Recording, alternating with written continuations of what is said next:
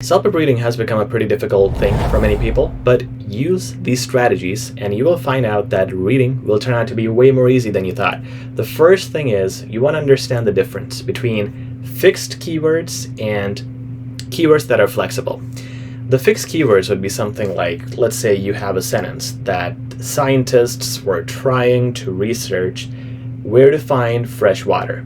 Now in this, the fixed keyword is water. Water is something that cannot be paraphrased. Nobody would do that. Nobody would do H2O. Same thing goes with numbers, names, titles, and so on. This you can find. So you can use water as a hook to find everything else.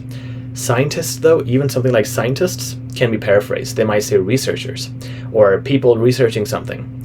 And when they're saying trying to find ways to find water, that could be said in so many other ways. And if they can be paraphrased, don't look at those as keywords and try to use them to find answers.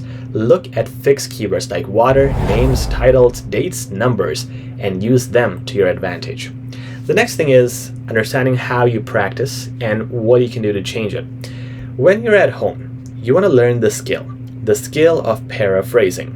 When you have a text in front of you, what you want to do is look at those mock tests, and if you don't have those mock tests, you can comment down below CELPIP. Like the video. Lucky winners are always chosen weekly. We'll provide you with our free material if you're chosen. Now, when you look at these mock tests, you want to look at paragraph 1, summarize it. Paragraph 2, summarize it. Do this every time you're practicing. This helps you understand ideas much faster instead of every time reading the whole paragraph. Secondly, you want to paraphrase it to your own words in simple words or using synonyms. Again, this helps in understanding, but it also helps you learn the skill of paraphrasing because the questions don't use the exact same words. As I mentioned before, they use different words, like scientists could become researchers. So learning the skill is crucial. Let's talk about timing. Timing is something where people think, for example, in part 1 and part 4, you have 2 sections. So I'll just give 50% time to each section. That's not how it works in CELPIP. What you want to do in parts 1 and 4, you have 2 sections, right? The first one is the multiple choice. The next one is that response letter. You want to give the first multiple choice questions 80% of your time. And the next section, you want to give it 20% of the time. Why? The first section is where you are reading the entire passage in both parts 1 and 4. So you want to give it more time. You have to understand it there. Later on, you already know and you can understand without going up and down. So you give that less time. When you go to part 2, in the picture question, give the picture more time. Take 2 to 3 minutes to read the picture, then go to the questions. In part 3, there is no fixed timing. You have to read the questions first, then go into paragraphs A, match, B, match, and so on. It is just slow at the start, but fast at the end. As you answer more questions, you have lesser options to choose from.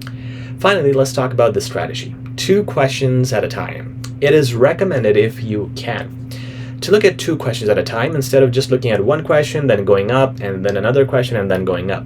Why? Because obviously, sometimes these are not in sequence. You might find question number 2's answer before question number 1. So if you looked at both, even if you have question 2 coming up later, you can find that first, save time, and you might find one in a combination with the same passage.